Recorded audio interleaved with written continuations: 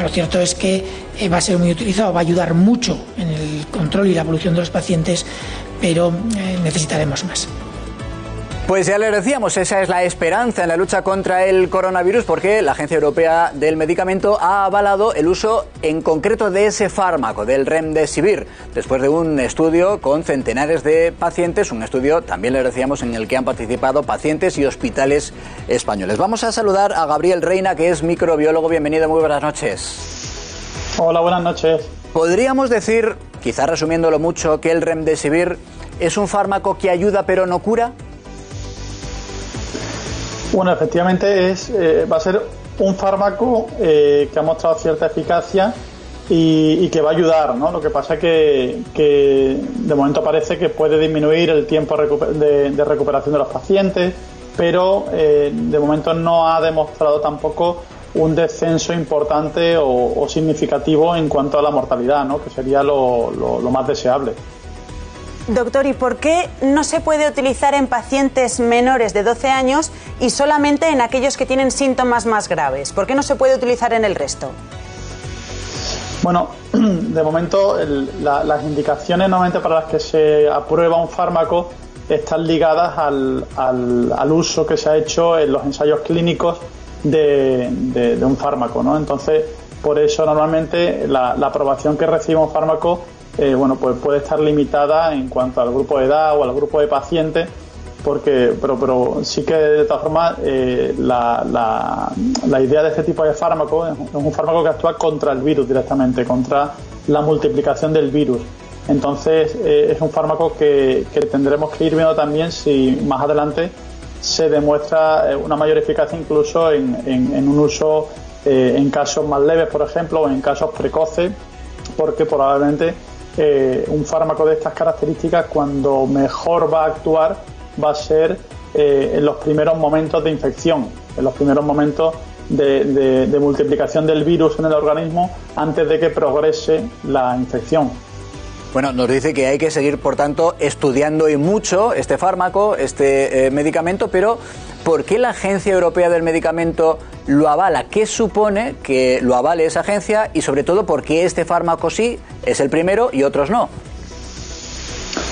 Bueno, lo avala porque existen ya una serie de ensayos clínicos donde el uso del medicamento ha mostrado un beneficio, sobre todo, como decía, un beneficio en forma de que el tiempo que tardaban en recuperarse los pacientes que eran tratados con este fármaco era un tiempo más corto, reducía el tiempo de sintomatología más grave, y aunque hay una tendencia, por ejemplo, a disminuir la mortalidad, eso sin embargo todavía no se ha visto como tal avalado por los ensayos clínicos, porque sí que reduce la mortalidad en cuanto a los números, pero de momento no son cifras que sean estadísticamente significativas, que nos permitan decir con rotundidad que disminuye la mortalidad.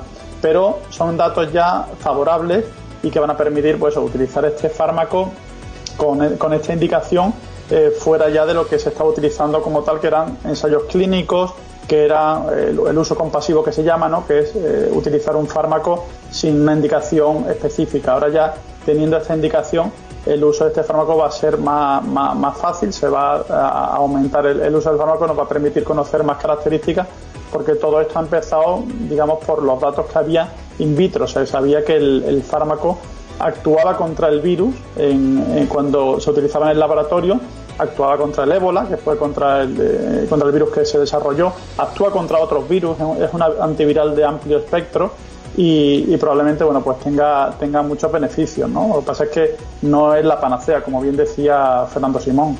Pero doctor, por ponernos en lo peor, en el caso de que hubiese una segunda oleada o un segundo brote, utilizando este fármaco, utilizándolo ya a todos los pacientes que lo requiriesen, ¿nos ayudaría a tener menos fallecidos? Pues según los estudios que se han hecho, ¿no? Y los datos que tenemos, parece que podría reducir el número de muertes, pero no podemos afirmarlo con rotundidad.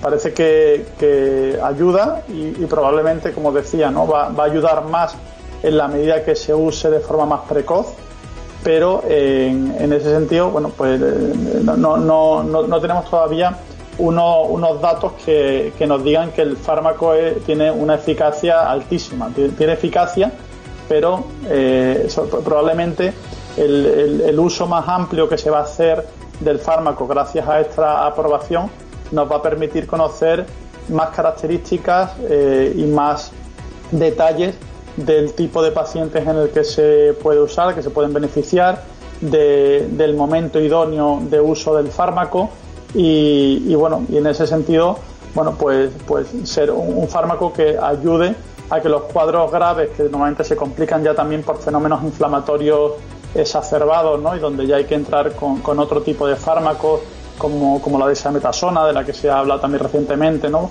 Por los beneficios que se sabe ya que produce, por otros fármacos dirigidos a reducir la respuesta inflamatoria, pero antes de eso probablemente este fármaco pueda aportar muchos beneficios, con lo cual ante una segunda oleada en los grupos de mayor riesgo, de mayor edad, con enfermedades graves de base, probablemente sea un fármaco que pueda ser muy beneficioso antes de que podamos disponer de la vacuna, que probablemente sea lo que pueda ser una gran solución a la pandemia. Pensando en esos posibles efectos beneficiosos de los que nos hablaba, doctor, una cosa rápida más. ¿El Remdesivir es un fármaco, digamos que barato y accesible? Bueno, pues ese es un punto en el que tienen que entrar ahora las agencias reguladoras también de cada país y los gobiernos de cada país, y se tienen que poner de acuerdo en el precio que pueda tener este fármaco, porque probablemente se habla de unos 4.000, 5.000 euros por paciente, pero eso es una negociación que se tiene que abrir ahora y que tienen que llevar a cabo los gobiernos para hacer accesible este fármaco a la población, ¿no? Los gobiernos con el laboratorio en concreto que lo comercializa. Pues de entrada muy barato efectivamente no parece. Gabriel Reina, que es microbiólogo, gracias por su tiempo, gracias por su análisis, un fuerte abrazo.